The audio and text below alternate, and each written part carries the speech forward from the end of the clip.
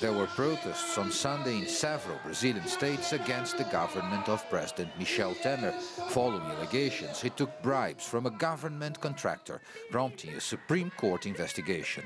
The rallies were called by trade unions and left-wing activist groups who want an end to Temer's government, new elections and a halt to pension and labor law reforms. This is the shame for our country. Brazil's bleeding with corruption, and now it's clear it's reached the highest office of the country.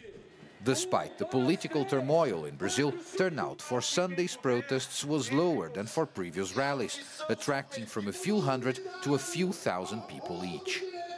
The rain was a problem for the organizers of the protest here in São Paulo, but people who came admit there are other reasons behind the low turnout.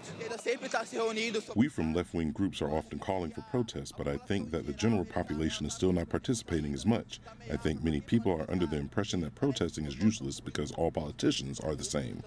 We are now actually beginning a movement that will remove Temer from power. We need to gather more strength, and then we'll have acts as big as the ones we had in defense of ousted President Dilma Rousseff. The relatively small size of the demonstrations may serve as some encouragement for President Temer, but it does not mean the political crisis is over.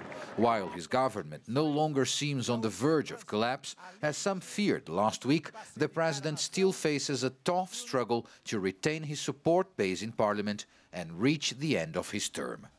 Paulo Cabral, CGTN, São Paulo.